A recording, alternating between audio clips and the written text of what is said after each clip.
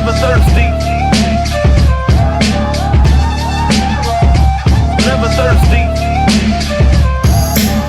Yes. That scared the hell out of me. I didn't even. We back. I was sitting here reading. Can you hear me? I was sitting here reading something, and all of a sudden, the song just comes in my headphones, and I was like, I guess we're on. What a wake-up call that is. Never thirsty, folks. Can you guys hear me? Yes, sounding good. Can you hear me? You sound a little loud. Yeah, because I have a new microphones. Oh. That's so funny. I'm Stu Stone, a.k.a. Jitty Bambino, and we are never thirsty over here. Thirsty is the sign of desperation, metaphorically speaking. Never be thirsty. And as you know, I say it every time, but, I carry drinks with me wherever I go because you never know. And with me, as always, is the NVRThirsty, Mr. Neffy Neff, the only American B-boy, Mr. Neff, with his new hat, looking good. You got a new hat. Hey. Yeah, you got to see the Never Thirsty hats coming. Oh, they're coming? Oh, wow. They're going to be flying off the shelves? Flying. Wow, we're going to have to book them 2 tickets. And, of course, in Dusseldorf, we've got the Fang of all wires, WireFang, the crazy producer extraordinaire. Neff, you're in New York. Big up. You're in New York, Neff, correct? I am, brother. And I'm in Toronto. So there you go. It's all covered. We've got some interesting things today coming. We have a guest that's going to join us soon, who is another music industry legend on the West Coast scene for sure, and hip hop and all that stuff. So we're going to get a history lesson on sort of the evolution of hip hop. And the phone just keeps ringing, but I can't do anything about that. It's my my aunt is calling you. Should I yes, talk to Sandy. Yeah, of course. She's gonna say something like Don't listen. Doesn't what matter. if she says something crazy? You gotta respect it. Of course. Well, my aunt, 95-year-old Aunt Sandy, keeps trying to call me. Hello, can you hear me? Hello. How are you? Where are you? I'm just recording something right now with WireFang and Neff. I can't hear you. Oh, I'm working. Are you at home? Yeah, no, I'm working. Oh, you're working. That's good. What Okay, I'm home. Oh, you're home? I'm sorry, but the wedding outfit for me to wear to the wedding, the most gorgeous one you ever saw. Oh. I wasn't here. The lecture at the desk, I hung it up in my closet. Oh, you got a beautiful outfit to wear to the wedding. That's great. She just got a beautiful outfit to wear to her wedding. I'm here for the night. I went out with Vanessa a little bit, but I didn't buy anything. Okay. So I'm here to stay, and I'm going to watch the game or fall asleep or whatever I'll do. Okay. I'll speak to you later tomorrow. Okay, you'll call me later. Okay, I'll call you later. I don't know. All right. Well, we'll find out. So I'll speak to you later. Okay. Tomorrow. Okay. I love you. I love you. Okay, Bubba, I love you too. Okay. I love you for everything you do. Okay. Don't get into that. You were good. Okay, bye. Okay. Very emotional. Shout out all Sandy. She loves me and I love her. And it's That's the way life. It's very hard to do. I got Adam Rodness calling me. Jeez, I'm sorry. I may as well just take these calls. Adam, I'm doing a podcast live. They can hear you now. Oh, crap. What's going on? Is there an emergency? No, I was just, I just was doing my producer duties. I just had some interesting news. But, What's the news? Is it news that you can share live on this podcast? I mean, if I was living in color, I would be there for a week. Really? Yeah. And how much would that cost? And the same number that we were throwing out before. All right, I'll call you back. That's great news. A mil minus a bunch of zeros. Sounds great. All right. Hey, good luck on your podcast, guys. Thanks for having me. All right. Well, that's my business partner, Adam Rodness. For people who don't know, I also We always gotta give a round of applause for the phone calls we take. Sure, I can take calls, but you never know. That was good news. So we have a company, 5'7" Films. We're both 5'7". We have new movies out. I never talk about that stuff on here, but I may as well mention it while we've got some time. Yeah, why not? Faking a Murder is our movie that's out now. It's on demand on Amazon and Apple TV. I know Neff has seen it. I know It's funny. the Fanger Banger has seen it. And we just got greenlit this week for a new movie. So we're going to be shooting a new movie. That's right. Thank you. Yeah. What's it? Can you talk about the movie or no? Yeah, it's a heist movie. And the way I would describe it is that it's like if Ocean's 11 took place in the movie Fargo. So it's like I love Fargo and I love Ocean's 11. Yeah. So, and the news that Adam was just calling me about, I assume, and I don't know if, by the time the movie comes out, if this will actually happen, but we were reaching out to some sort of famous comedians or people we love to see if they would come and get down with us and shoot this movie. And one of the guys that was on my wish list was a comedian named Tommy Davidson. Oh, that was the Living Color slick line he just said. Yeah. Right. And I love Tommy so much. I'm a huge fan of his. And there's a part that we wrote that would be like so perfect for him. And so I guess he reached out to Tommy's people and they read the script. I don't know. I don't know the story other than like it sounds like Tommy's down to do this. Stay tuned though. Next episode, you got to listen to what happened. If you don't know who Tommy is, you should go look him up because he is a really funny guy and some of the hilarious. Some of the best night, like my formative years when I was listening to hip hop, I was also watching In Living Color, and I was also watching, Booty Call and all these types of movies. And Tommy is a superstar. So he's a legend. If it works out, Tommy Davidson could be in my new movie. If it works, shout out Tommy Davidson. Yeah. Now we got to keep giving everybody that flower. This is Flower Week. Okay, you got that button. Let that button go. All right, you gotta let it go. Flower Week. Yeah. So that's good news. I mean, listen, it's a good news week. And I'm happy that there's good news this week. And by the time people see this, who even knows? Maybe I had a bad week. But this week, the moment we're doing this live, it's a good week. And awesome week. Good, and you got to enjoy the good because it's not always good. So enjoy the good. And how about you, Neff? Something good happened to you this week, I'm sure. Well, I mean, I'm working on a new Method Man video for Meth Lab 3. So,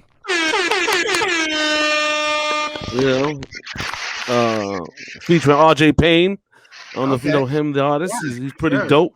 Yeah. I got that. That's really what I got going on for this week. That's a great week. Yeah, isn't it? I told you my Method Man story, right? We go back, me and Meth.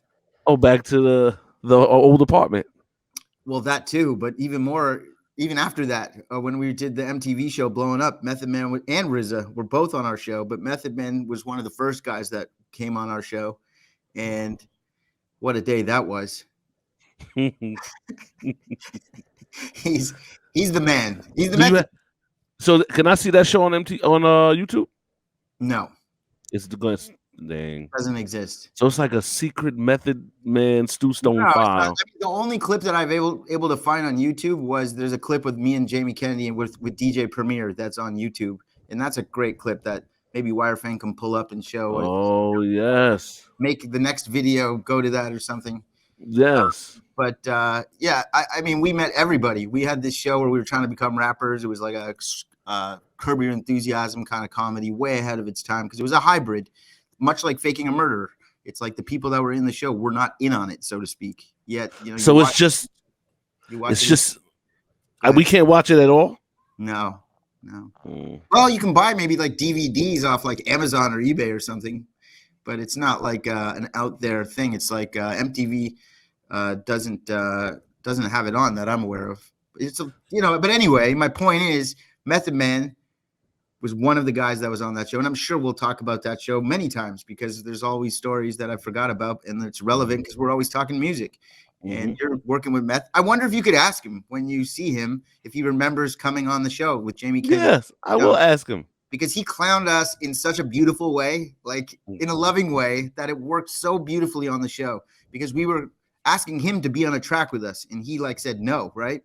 But we already had set up that Bob Saget was going to be the one that we're going to rap with. So Method Man didn't know this, but we were like setting him up to not want to work with us. It's like we were naturally acting a certain way so that he'd be like, I don't know about these guys. But I wonder if he remembers it.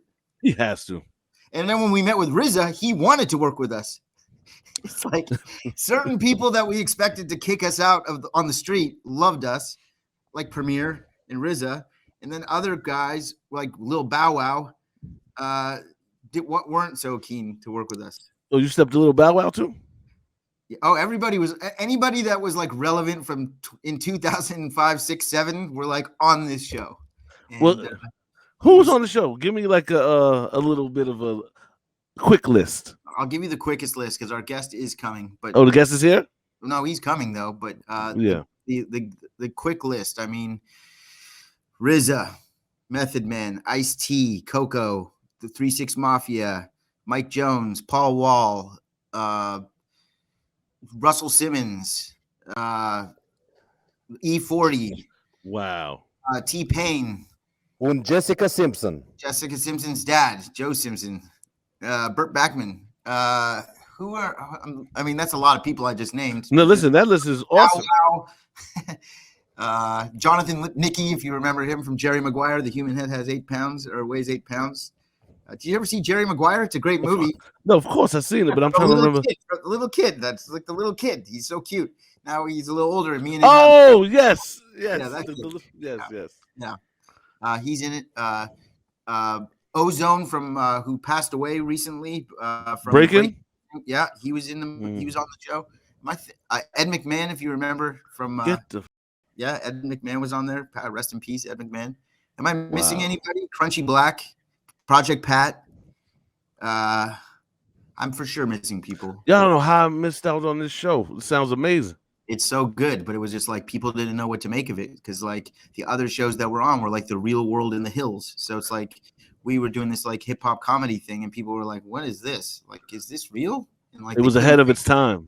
People couldn't figure out are they joking or is it real? Is this are they acting? Like people couldn't figure it out. And then listen, stuff that came after that, like Borat and other things that came after that, like sort of were done in such beautiful ways that it made it a lot more. I mean, still, you could count on one hand projects that are like this: Curb Your Enthusiasm, Borat, Faking Murder, blowing up. But there's one called Bad Trip that was on with Eric Andre that was on Netflix. I think it's called Bad Trip. Hilarious. That's funny. Bad Grandpa, I think was or Dirty Grandpa with Jack with. Yeah. See, you can still count it on less than two hands the projects that have been out that are that style. And so it still isn't mainstream now, but it's such a beautiful style, man. I love it the most because, you can't go to someone who's not an actor and hope that they're going to know how to act. The best way to shoot with real people is to have them be real and have them just react real. And there's a beautiful art form to getting people to react the way that you want them to react. I know going into it, I want Kevin Federline to like be pissed at us. So we're going to go in and we're going to behave a certain way or say a certain thing or we want to get him to tell us, or we want to meet with I mean, this is not a weird example, and I'm not trying to be like name droppy guy, but like we're going to meet Russell Simmons, and we know he's not going to sign us. But the whole point of going to see him is so that he'll tell us, we need to go see this person. So we'll just keep with him until we hear him say that. It's like we'll just keep going, and like eventually we get him to say what we need him to say without telling him to say that. Does that make sense? Yes, you're leading the witness. We're leading the witness, and Jamie Kennedy in a lot of ways gets the credit because was doing the hidden camera stuff, and so he was already doing that type of comedy. But his hidden camera show and our show were completely different animals because our show was not a hidden camera show. The cameras are with us filming. The people who are on our show know they're on a show. Right. I mean? So. And wait, what's the name of the show again? It's called Blowing Up. Blowing Up. All right. I'm gonna dig for that. You're not going to find it, and I hope you don't. After all that? Yeah. I'd rather just tell stories about it. Listen, it's a long time ago, and, you have a secret rapper history, I have a secret rapper history. We had a hit song, actually, Circle, Circle, Dot, Dot, I Got My Job. That was a hit song for us. I mean, we performed it at places where everybody knew the words to it. It was like that magical feeling. It was fleeting. It lasted, a few years, but those, listen, it was incredible. We had shows where we were booked on the weirdest shows with one. I probably told you guys these stories before, but one time we were booked with like Brooke Hogan to do a show. And Hulk Hogan was with her. That's her dad. So we're like chilling with Hulk all day. It was like this guy must have drank like 200 beers in like 10 minutes. Like the beer looked like this big in his hand. He is like giant man. And he was just pounding the Bud Lights. Yeah. What's the biggest arena you ever did? Or the biggest show you ever did? You think of most people? The biggest show I ever did in my life was probably in Australia. I once had a hit song in Australia with a guy called Kaz James, a famous DJ there that I met through WireFang actually. And we had a song that went to #1 in Australia for like 9 weeks. And so we got booked on this tour called Stereosonic, which was like, it's like Coachella for dance music, but in Australia and New Zealand. And we were up bill. So we played like, 20,000 seaters, blah, blah, blah, big, it was festival type crowds. It was massive. That's got to be the biggest thing I ever did. And at one point during his set, like he has a set and then he brings me out and we do like the song that everybody knows. No, we do the song that not everybody knows first. He leaves the stage to go for whatever reason, leaves me alone with the band. So he gave me like, a 10-minute do what you got to do stew. So I would do this beatboxing thing, and in the band, I would challenge in with like a beatbox, and then we'd be in sync, and then I would start rapping, and it goes into the hit song, and he comes back out. And it went crazy. Oh, yeah, it was great. I mean, there's videos of that online for sure.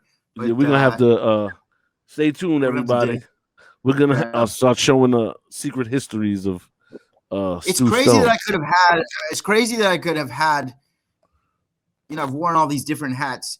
And, it's crazy that I've like had these types of life experiences, like just being reflective, saying it out loud, right? And looking back, seeing like there's all these crazy stories that so many that like I forget, but it's like I've always just been sort of like able to experience these super highs without having to deal with the pressures of something exploding. And I don't know if that's like if that's my own energy that makes that happen that way or what. I don't know. That's a whole other conversation, but it's just crazy because like, I perform in front of 20,000 people in Australia. It's like that.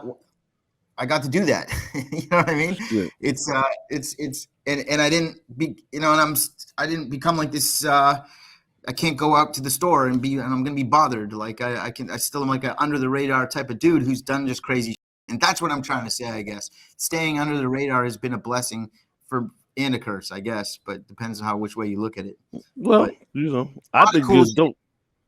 Thank you. I listen to your music, so still to this day. So I think you don't. I think you have more to offer as far as that goes, but I'm not going to, mess with you about that right now. We've got some music coming. Yeah, well, oh yeah, that's true. We got a few. We got a joint with you and Rockless Monster. I can't believe and Ron that. Browse. Yeah, shout out to Ron Browse and Rock. Yeah, and produced by WireFang. Yeah, engineered and constructed by the Last American B-Boy. Yes, and music video directed by. Oh yeah, music video by the Last American B-Boy as well.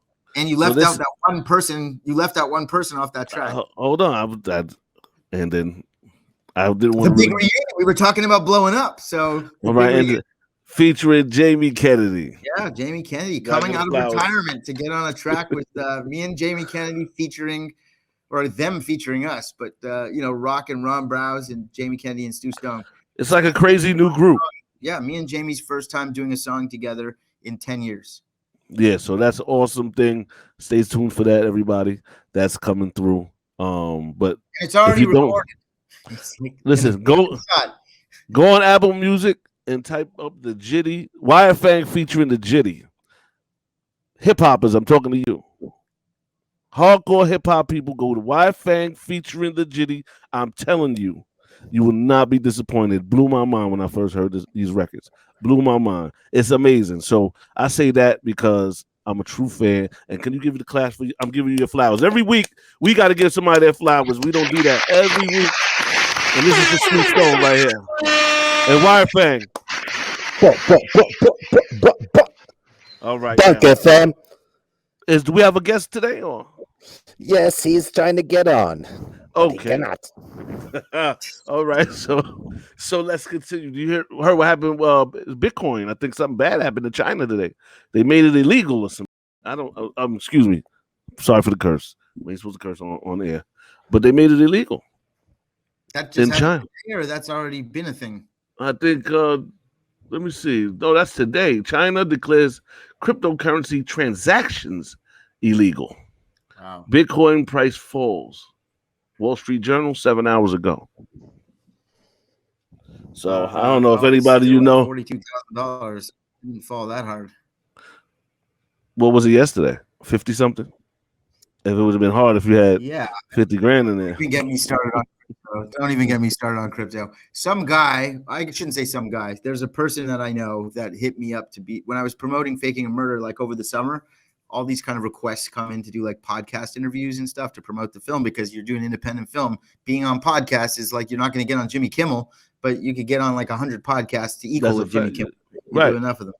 So, you know, we were taking all sorts of requests. And one of the shows I ended up on was this Bitcoin show. I don't even know how that like passed nights, but I was I ended up in this like heated dialogue with this Bitcoin guy, and don't even get me started. I want to get you started. Talk to me about some crypto. I actually have a lot of friends that are heavily invested in the Bitcoin, in the crypto space, heavily invested. And I've been knowing about crypto for like 10 years. You know, we got to talk about this another time. You know what the best part about us, Neff?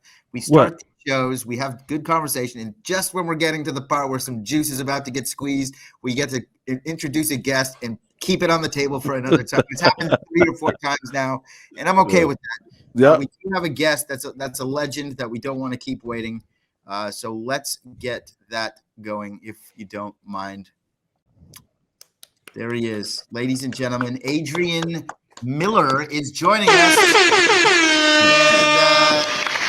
and we got to give him the horns and the applause. How are you, man? Man, you know, I apologize for my technical insurgence. Everything wanted to go left at the right time. You dig? I'm doing good, man. Appreciate you having me on the show. It's interesting. I mean, it's so weird to me that our paths have never crossed, because I feel like I know so many people you know, and I feel like your story is such one that people need to hear. And it's just crazy that this is how I'm meeting you. So it's really cool to meet you. And just so you know, there's a lot of respect from us to you, just being before we gas you up too much. You know, it's really cool to get a chance to kind of talk to you and pick your brain, so to speak. So thanks for doing this, man. Yeah, man. I mean, you know, I employ anybody who wants to speak about, you know, our life and times in this. You know, I don't look at it as a destination necessarily, just my journey, you know. Yeah, and your journey has a lot of crazy stops along the way. According to your bio, you're from St. Louis, but how did you end up on the West Coast? You know, I just watched this movie called Claudine. I don't know if you've ever seen that. No, I have. Yes. Yeah, you feel me? Yes, I've seen it. I was peeping out Claudine, and it really just talks about how the inner city Black family experience in the early 70s was really in that. That's how I wound up in LA, except for that true love story was actually my mom. She got invited to come be with her high school sweetheart in Los Angeles. Wow. So I, in turn, got shifted off and was like tucked up underneath. And I had my stepdad was raising me up out here. So, yeah. That's incredible, man. And so how old were you when you made that move? 7. Oh, yeah, so that was 1977. Okay, so your formative years were spent in Los Angeles, like a teenager and all that stuff. So, well, yes and no, because I got into a bit of a thing. Like, I was a bad kid, and my dad wasn't having it. He was just like, "You're gonna have to get this kid off of my block and out of my home," to my mom, and my mom was like, "I don't want to get him. That's my son, that's my baby." Blah blah blah. My dad was like, "He ain't mine. Get him out of here." And so they sent me to be with my grandma like right around 10. So you say like 6th grade through high school, I was in St. Louis. I went back to St. Louis. Oh, you went back to St. Louis. And what's I was back and forth all my life. Got it.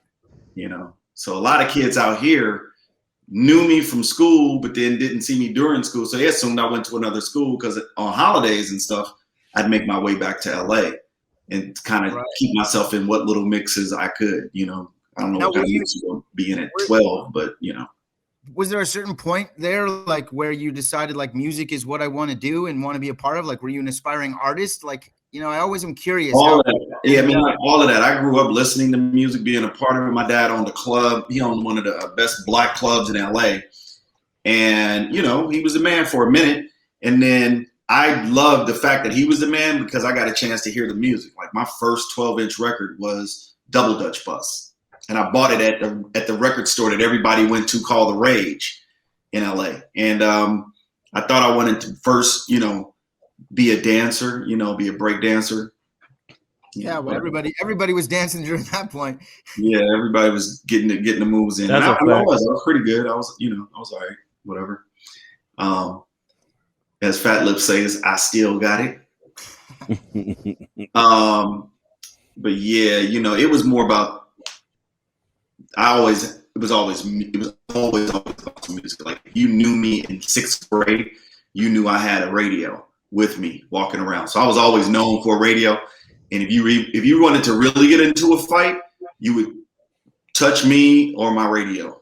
Now, that's interesting that you bring up a radio, because I think that's a great tie-in here. Because when you had your radio, you were likely probably listening to your own cassettes or something in there, because there was no real radio to listen to. You know, these songs weren't on the radio. Well, yeah, well, or were they? And I'm just don't know. Like, in LA, we had radio stations that was jamming, you know. Because I think of K-Day as like the first kind of like before K-Day, we had, you know, there was classic R&B, but would try different things, and you know, the programming out here wasn't. And I'm talking about before K-Day, because you know, I was there when K-Day started. Right. I was in town when K-Day started. Some of my best boys were mix masters on K-Day. Battle Cat, Curtis Harmon, Michael Mixon Moore, Ralph M, The Mexican, Tony G, Coolio G, DJ Aladdin, Dr. Dre. Like, some of those guys were some of my best dudes at the time. And so when K-Day was popping, I wasn't here. Right. When K-Day went off the air, I was physically in town. And so in Power 106 was still like an R&B sort of station? Because I remember Power 106 was a high energy station before it was playing hip hop. Because I remember coming to LA in like 94, 95 and like the Baker Boys. It was very, like, so the K-Day we knew when I was a kid was on the AM frequency. Right. Then it switched over to FM, and it was not the K-Day that I knew anymore. Right. It was like old school when it went FM. Right. And so, you know, my point is, like, hip hop was so big, and you know, the bubble was starting to really grow in the mid 90s for sure. And for Los Angeles specifically, you know, New York obviously has Hot 97, but Los Angeles now had Power 106 and the Beat 92.3 or whatever it was at the time.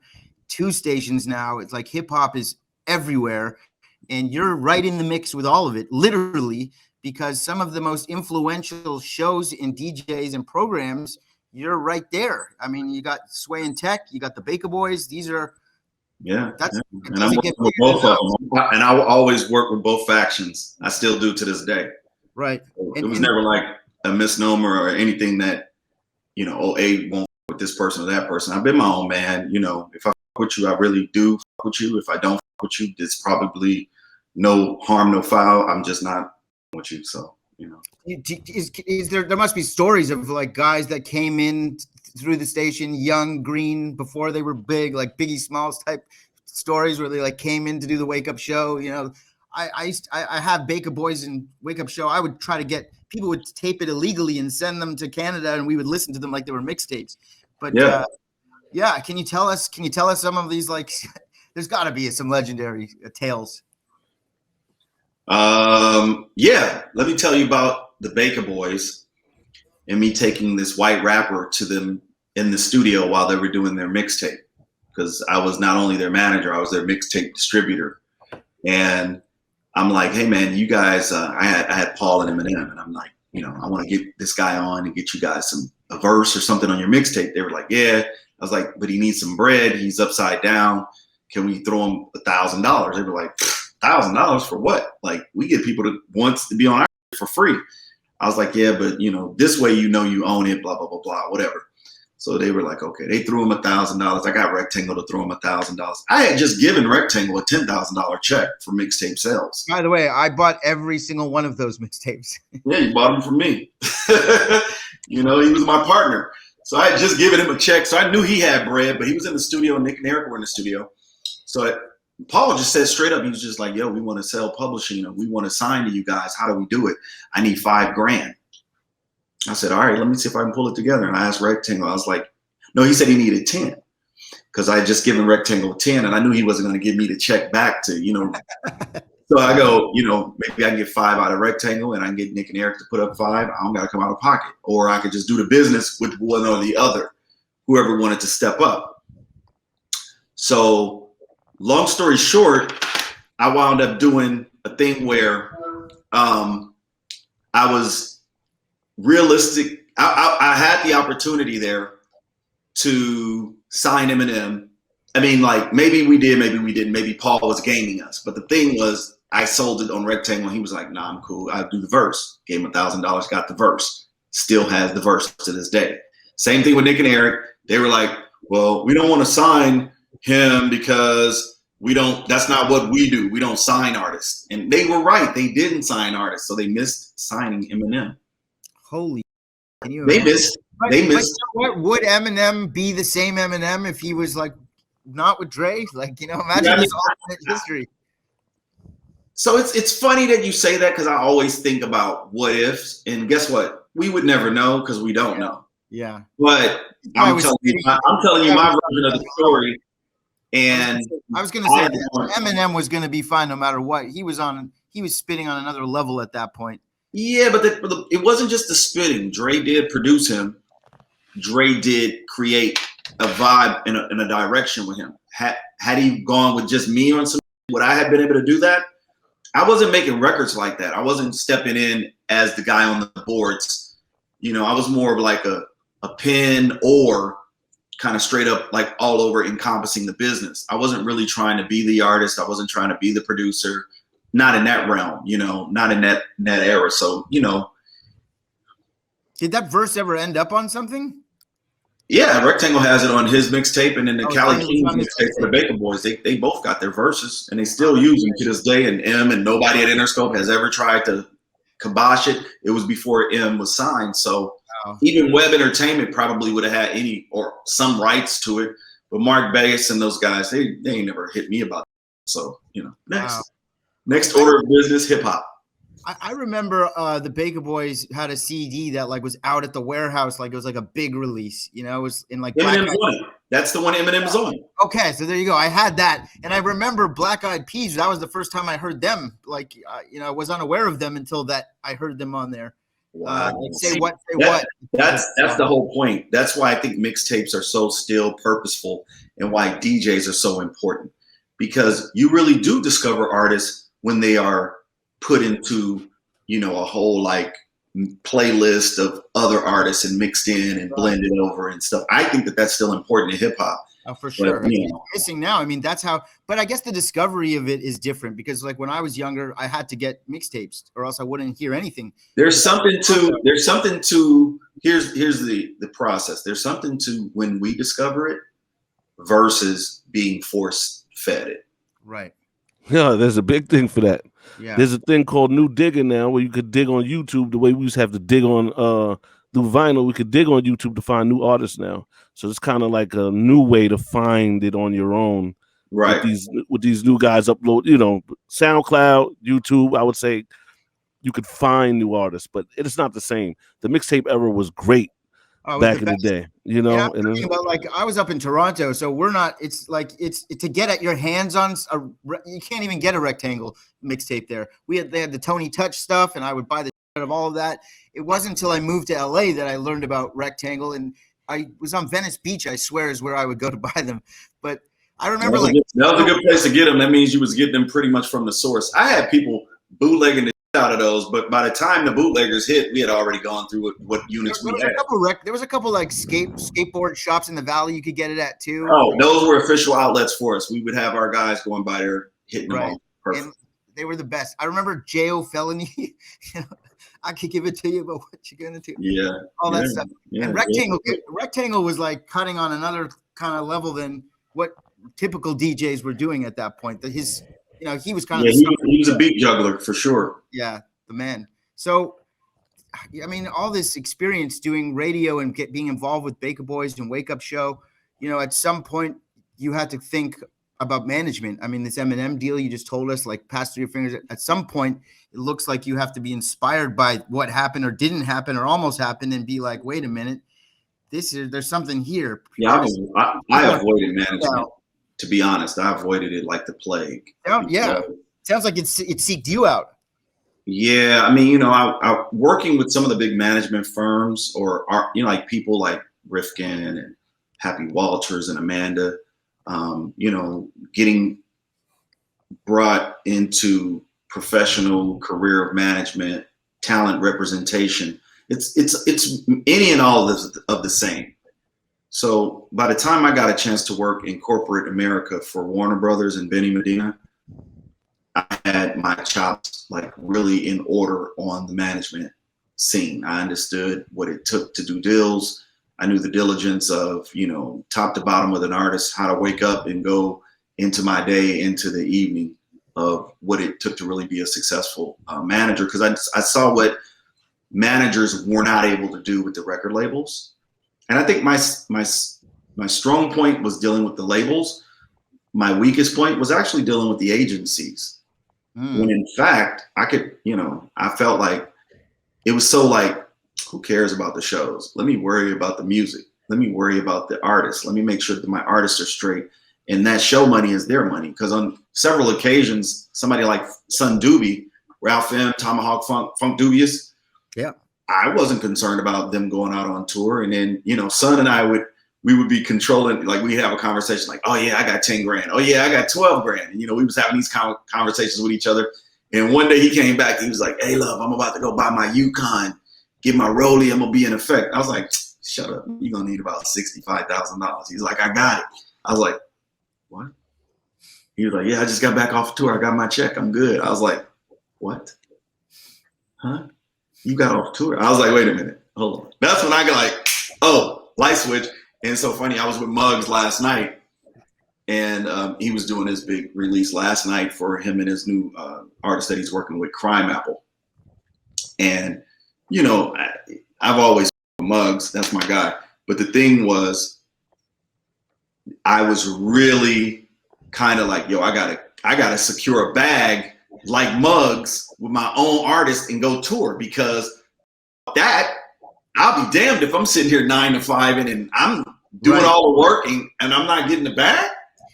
Is that Muggs tour? Is that like Funk Dubious, House of Pain, Cypress Hill kind of thing? Well, that particular tour came. That's not when I was having this thought process. It was like Funk Dubious had just went out and did a few shows. They did like a young Tinder run, and then the next thing Son's coming back. Yeah, Son's got all this bread. I was like, what? Yeah. Not having it. I'm getting to the bag as well.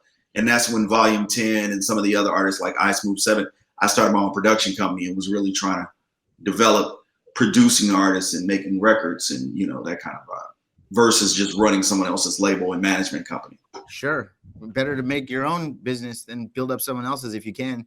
Yeah, I'm about being a self-starter, so that's what it's all about, Yes, and I guess at that point it's a golden era for making money, because people were still buying records, and you're still selling. At one point CDs were like $20, but I guess like towards maybe the tail end of CDs, you're $12.99, $13.99. But people were literally burping on a track and it would go platinum. Like if you put out a rap CD, it would go platinum. Well, here's the thing. Yeah, tell me why I'm wrong. It was more people coming of age, learning about this platform, this culture. It was a lot of people starting to learn about it, right? Right. And I think we had way more listeners and people who felt like, wow, I can rap, but I don't know the first place to start. I don't know where to start because I'm in St. Louis. Where do I start? Right. And it was more of a magical place versus everybody who felt like they had access to a studio on a computer who could just get up and go and put their record out. Next thing you know, they pop it on Instagram. Yeah. It's a so I only say that in terms of the music and anybody who can burp on a track or whatever, I'm not going to say you're wrong, but it was more competitive.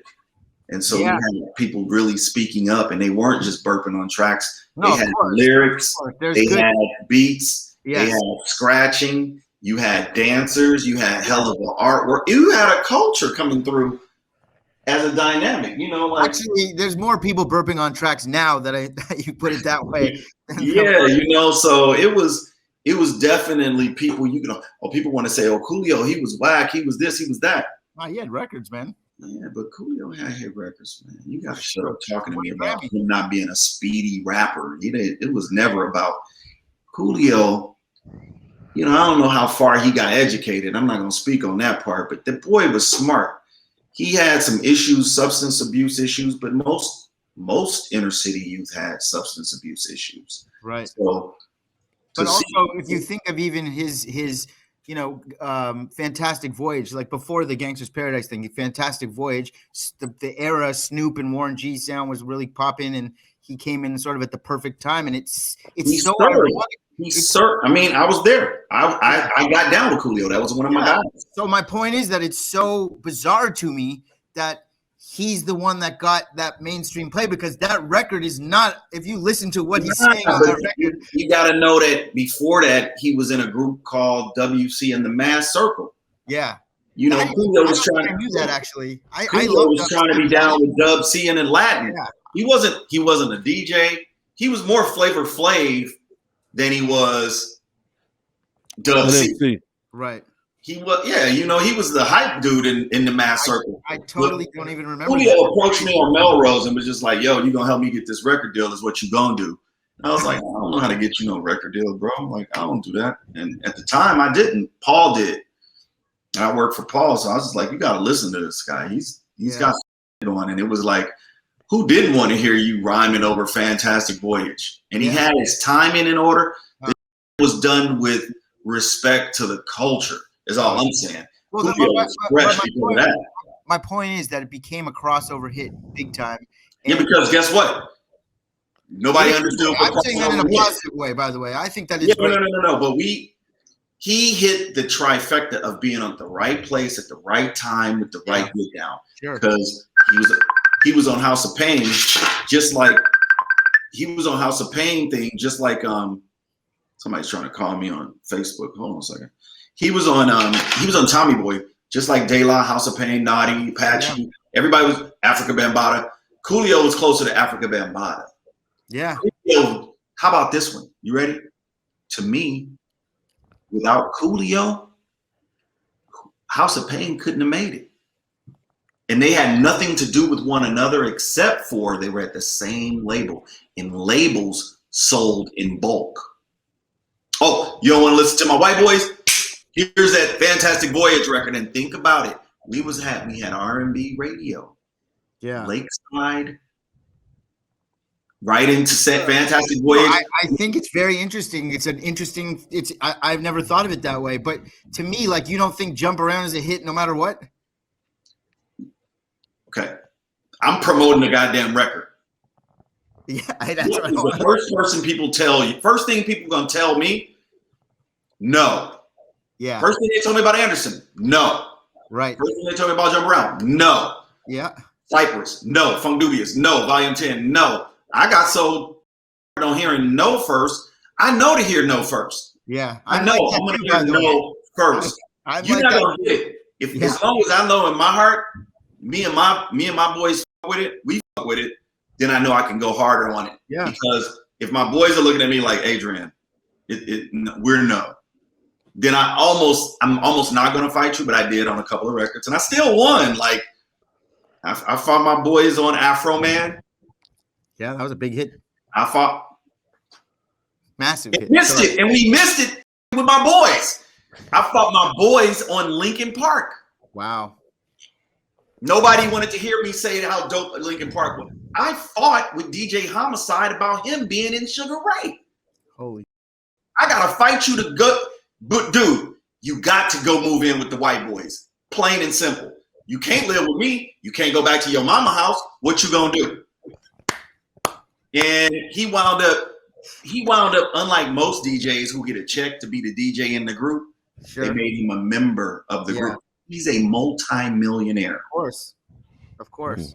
Now, And this is an era where I couldn't just make this up. Like if you would have told me this is what's going to happen, Adrian, and that I would have made, everybody would have had to sign here.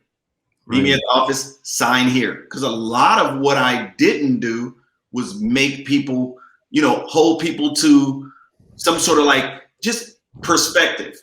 No, I would have never managed Coolio, but Coolio made me give him his deal. At that time, I should have been like, okay, I want, if I do this for you, Mr. Coolio, I want 25 shows at the highest ticketed amount that we can get them at, and sign here. Smart, but I could have did deals like this. Signed it. He probably would have signed it. He would have signed it on. Sure, you could have put that on no record deal. Like the reality is, he wouldn't have gotten a record deal because he got the deal approaching on Melrose. I think like the I mean, that's my version of the story. So I love it. I love it. I think it's great, and I think the teachable kind of moment here is that like the thing. My takeaway from that story that you just told is that Coolio, his commercial success brought everybody up. And so like people who are hating on artists that cross over are idiots, it sounds like, because without those guys blowing up, then the other artists on the label can't come up. It's like WWE is struggling and here comes The Rock. And now where's Hammer from? Hammer's from Oakland, no? What do we call Oakland? What is it a part of? What area? The Bay. What is the biggest independent record label community? Where is the biggest independent record label distributor? Ocean the Bay. Don't worry, I'll wait. It's called Empire. Where is it at? It must be in the Bay. I think Empire holds Hammer a whole checkbook. They owe him big time because without Hammer thinking independent, there wouldn't have been a scene to get right. And I don't say it's all Hammer because Too Short was there. Yeah, I don't say it's all Too Short because Earl, E40 was there. Sure. It creates like a scene. We are competitive by nature, but art, there's no competition in art, so there's no judging. Somebody might like Coolio, might hate Hammer. Somebody who likes Hammer might not like Third Base, even though Third Base is dissing Hammer and have a good reason not to. So what we forgot was how to cheer each other on a lot of times. It was a lot of, we took the mentality of being in the street to the suites, and it never registered. It still doesn't. I can't wait for somebody to give me the street mentality and not be ready to change up for the suite mentality. Because it's like, you're not going to intimidate me. I don't care where you're from. A. B, by the time you get to me, we should be on a whole nother page of winning and being successful. Right. That's what is that sort of like Vanilla Ice? Without him, there's no Death Row type of thing.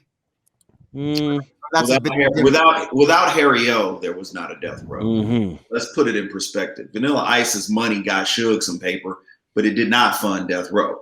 I don't think Suge spent any of his own money on Death Row. And I was with Harry O 3 days ago, reminding him of all this. He was like, "Not many people know that story," and I said, "Yeah, don't worry. I don't forget. I can't forget certain things."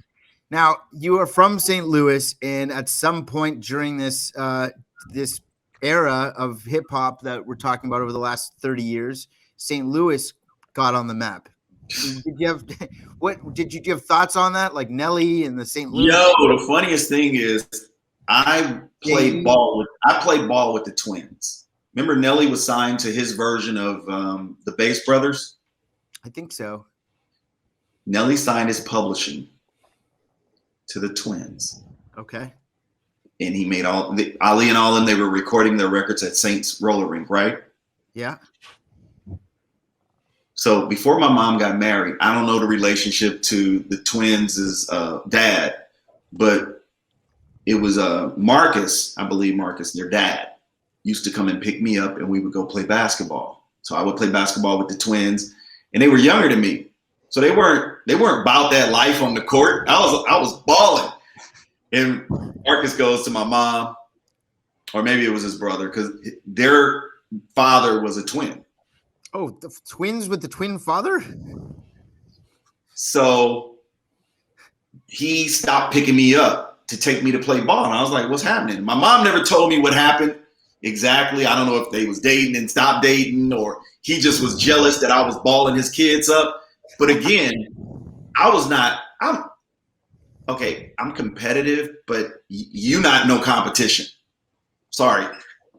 You got damn near be, when I'm doing something, you got to damn near be Dre, Kobe, Michael, Jordan, Jackson, whatever, as far as I'm concerned.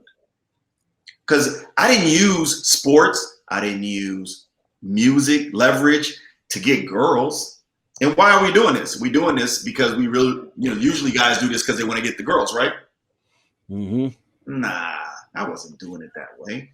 So I was super pissed that I couldn't go play ball with the kids, right? So I was like, I'm not with them no more, period. None of their family I'm with them at all anymore, period. End of story.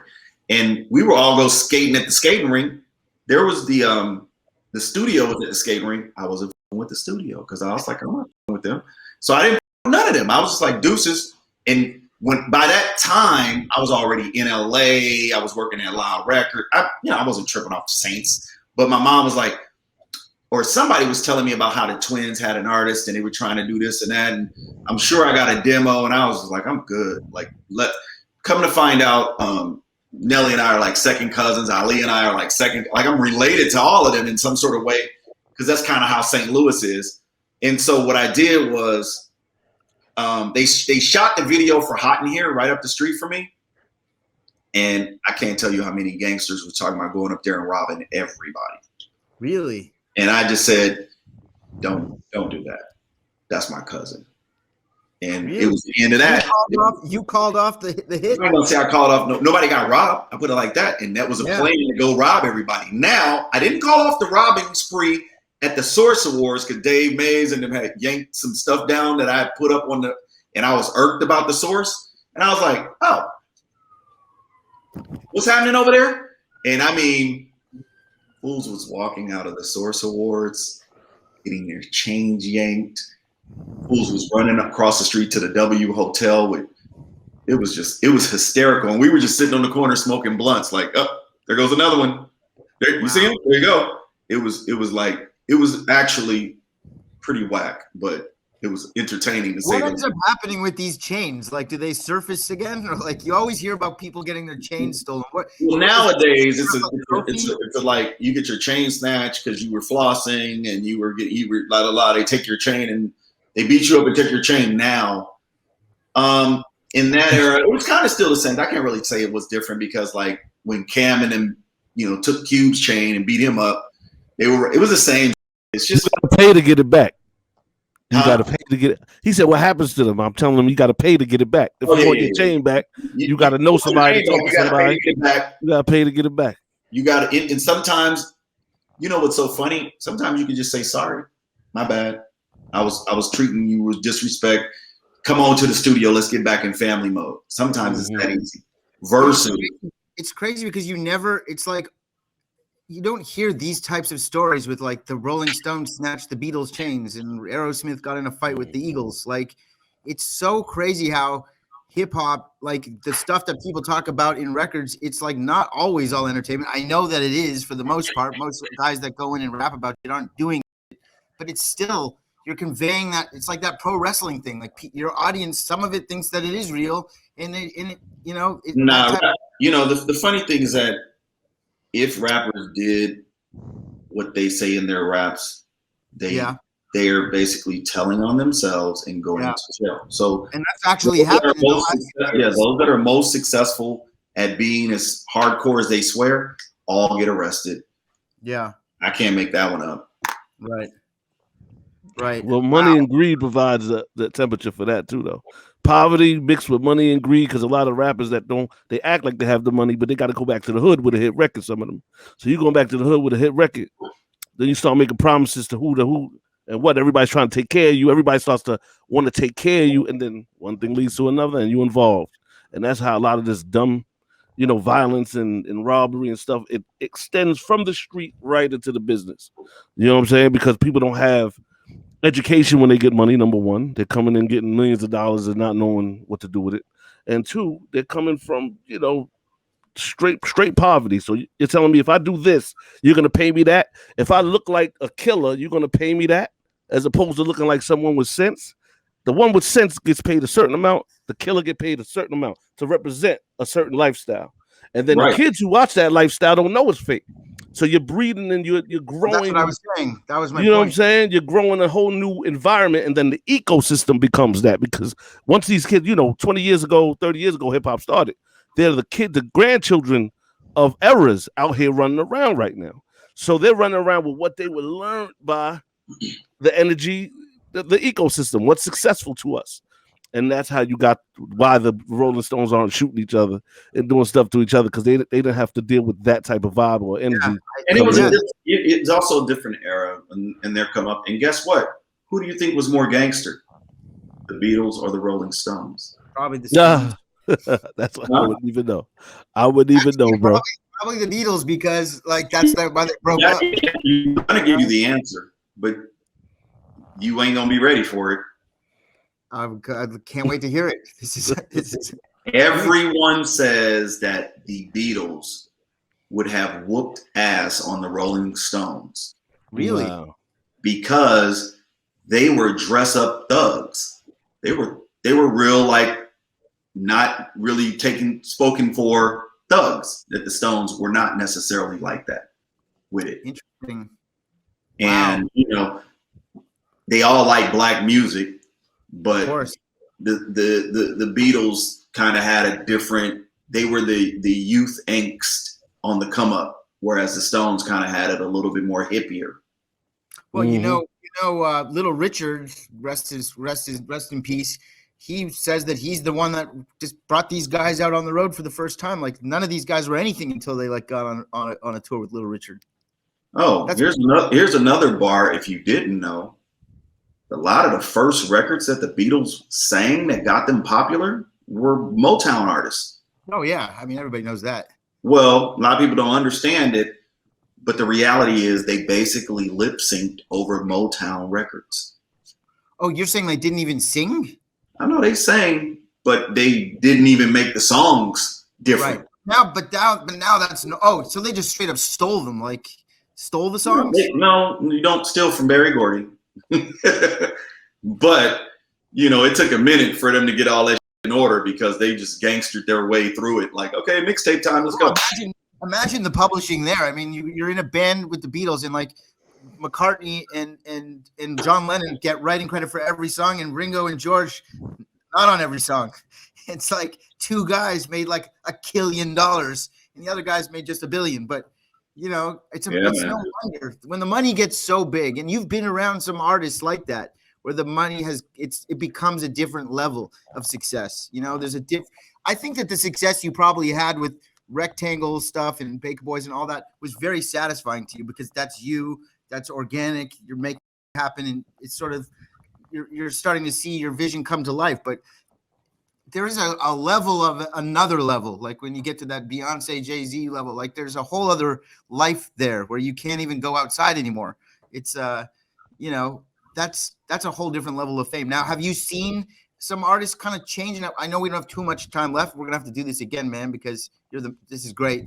But, yes. Is there somebody that you saw change? Like, I don't want to use Will.i.am as an example, but that's a guy. Use Will.i.am as an example. Use him as an example. I've seen Will. There's a guy that was like a break dancer, freestyle rapper when you probably met him. You knew when you saw Will, you were going to have a good time at the party. The party was ready to get started. We were going to go out dance one another. We were going to have a good time. It wasn't me on an executive level, even though I was trying to cut my teeth and be in the game. Will would call me from high school and bust a freestyle and be like, Will 1X. What? I gotta go. and you hear the bell ring. He's like, oh, I'm late for my class, click. And he was calling me from the payphone at school. Like every day, he would call me and bust a freestyle to ask me, is he ready yet? And I was like, this is so fun. I don't know. You're not ready, but this ain't a song. I can't do nothing with this. This is just fun. But when we would see one another out, it wasn't like Will was mad younger than me. I was just done with school and he was, coming of age. And then just to be like watching we offered, obviously we offered them a deal. Terry's like a brother to me, Terry Heller. Yep. We actually gave him his first deal and was his manager, moving him around. We all know one another. We all got down with each other. And if you would have told me Will was going to blow up to this proportion, I wouldn't have been able to tell you you're right. But with such style, grace, and finesse, I'm super proud of all my bros that made it on the other side of success and could take care of their families through their art. I'm so proud of watching those that you see and you go, wow, I'm so proud of them. Flow Rider. Yeah. So proud of Flow Rider. And being there from the start, like the like dirt, piss poor start to watching them be in a position where they could go buy buildings downtown LA if they felt like it. If it so pleased their spirit. And man, it's not just the rappers. I look at Big Boy, who just got a star on a Hollywood Walk of Fame. Did he? That's amazing. Yes, he did. Wow, and Big Boy, I felt partially responsible for his support system, here in LA. And you talk about the radio and him being on the air, and I was the one who walked him up to the station. Wow. And said, now you're going to be on the air. And back then, not like, maybe it still is like that, but I don't listen to the radio like that, like I used to. But back then, the DJs were stars, like Big Boy, Baker Boys. I remember Theo on the 92.3. Like, Oh my God, he took my. Theo took my. I'll tell everybody twice. This being from New York, you guys said a whole bunch of stuff that I have no idea what y'all talking about, and I'm as hip hop as they come. Theo, he was like, "This is Theo." He was like, he had that voice. He used to make him want to be. We want to get up there with you. He was, and then come to find out, no one knew the script was he was Asian. He was a hip Asian dude, but the fact is that he was Asian, and everybody thought he was a good-looking brother on the radio, sounding all cool. He was fresh. So funny. I hope you had a good time here, man. I'd love to do this again. We didn't even talk about what you're doing now. There's so much. I feel like I could just throw names at you and you can spit back. We could just do this. From here to New York City, believe it. I love it. Career, brother. Thank you. I will say this: as much as I've absolutely enjoyed having this time with you, thank you so much. I'll come back, whatever you guys want to do. You see, I'm easy peasy. It'll drive me crazy getting me on the call, but it's all good once we get here. But I've always wanted to be a part of the hip hop family. I look as family. And so whenever Curtis Blow wants to pull me to the side, I have a word. KRS-One wants to pull me to the side. Eric B wants to pull me to the side. I look at the elder statements and the guys that have paved the way for us as just that, our elder statesmen, and I'd love to try to position myself to be that. And I want to do business with everybody in hip hop. I feel like that's like my dream come true opportunity. And that's why I chose to do business. Geldof of hip hop. Right? I don't know who is that guy, but that's the guy that put together like Live Aid. It's like right. So I probably could do that. I would never want to, unless I felt like, hey, we're gonna get us all together and talk about not doing COVID tests anymore or something. I don't know, whatever. But the cool is that I've had an opportunity to work with some of my, some of the people I've been a fan of their work, and so for me, being a part of that art, like F. Gary Gray is one of my closest buddies. Really? Being a part of his art and his experience has been nothing short of amazing. Sun Doobie, same thing. Ava DuVernay on her come up as a director out of The Good Life, watching the people out of The Good Life grow up and be successful, from Freestyle Fellowship to, we just talked about will.i.am. I wouldn't necessarily say he's out of The Good Life, but I wouldn't say he isn't either. He's in that realm. Right.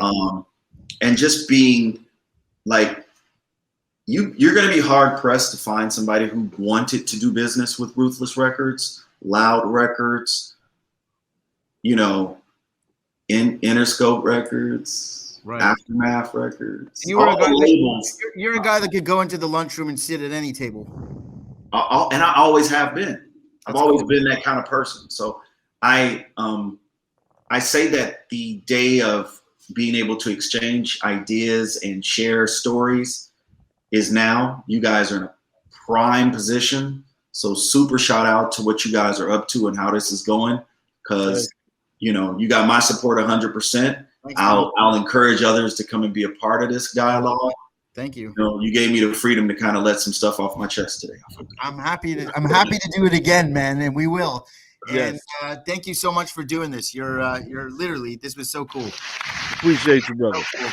And we will do it again. All right. And be safe out there, man. Don't get your chain. WireFang, you gonna say something one time? Big up, Big up yourself. Respect. big up. All right, man. Thanks, Care, man. man. Take care. Have a good weekend. That was really cool. That was really, really cool. And there's a guy that, I mean, we didn't even scratch the surface. And I feel like every single time we're just surface scratch. Maybe we need to change the show from Never Thirsty to the Surface Scratchers. No. Scratch surfaces around here. But you know what? The thing that is so exciting for me is that, like, I'm able to keep up with conversation with him. You know, it's like, I know what he's talking about. It's like, you know, and I don't know any LA stuff, like the radio stations. Basically, you guys, the stuff we were talking about, just for, you know, in New York, you have Hot 97, right? Was there another hip hop station, or that's the one? No. We had BLS 107.5. Right. Kiss FM. That was Red Alert. Was on Kiss FM with Chuck Chill Out. BLS was Marley Marl and Mr. Magic. Okay, that's what we had. So that stuff changed on the East Coast. That changed hip hop forever, because now you could turn on the radio and hear it, right? And so 3 hours on Friday, 3 hours on Saturday. Right. That was it. Yeah. And so in LA, it was like that too. But then, like he was talking about, there was a station called K-Day that was 24/7 hip hop. And then after that was Power 106. We used to be an R&B sort of station, and they changed it to Power 106, where hip hop lives. And it was like 24 hours hip hop. Then 92.3, The Beat came. You had just hip hop on the radio going out all over California. And that exploded the West Coast scene. I mean, before those stations, if you're on the East Coast, the only West Coast thing you would know maybe is NWA. It might stop there. That might be all you know. It was hard for us to know about the West Coast stuff, because without MTV coming on and we seeing these guys at Jerry. I remember Jerry Curl was a shock for me. I was like, well, I don't know what's happening. Ice-T, you're not gonna convince me. I was maybe Ice-T is another West Coast guy though. Ice-T was another West Coast guy that people heard for sure. Oh no, we've heard Ice-T, Colors, because that movie was big, so that movie probably blew up that song. But what's funny, as an older, I loved the West Coast stuff, love it now. But when I was a kid, hearing it for the first time, coming off of Rakim, coming off of Slick Rick, and then I hear some guys talking like kind of like flow was a little different. I was thrown off, and I was like, "What is this?" You know? So I would say that, you know, obviously NWA on the West, and we shouldn't be starting this conversation because you're right. We have NWA, another real quick. NWA, obviously the Mount Rushmore of, without them, there's probably not as big. There's other artists in the West Coast, but that was one that was heard everywhere. But I think after NWA broke up, the records that were coming out of the West Coast were more. You couldn't really play NWA on the radio, but you could play Ain't Nothing But a G Thing, and you could play What's My Name and Gin and Juice, and you could play those songs, and there you go. I mean, a whole movement. Tupac moved to California. You know, it's like, listen, LA's music is ridiculous. I fully. I guess we lost him, but that's okay. He fully supports Tupac. I'm JD Bambino. That's WireFang. Do not. Oh, he's back. He's back. Well, listen, we'll wrap it up. But I'll Yeah. say this: I didn't know what Compton looked like because we didn't have internet back then. I knew what LA looked like based on NWA Or and NWA. NWA. They showed me what so vivid that I could wake up, kidnap me from here, blindfold me, put me in the middle of Compton, and I would know. Sure. I know where I'm at. Yeah. So shout out to that, and let's wrap it up. I guess we'll continue this conversation at the beginning of episode 6. If you remember to do so, don't ever be thirsty, my friends. Don't listen to that guy from that commercial. We'll speak to you soon, folks. Have a good one. And don't forget to subscribe.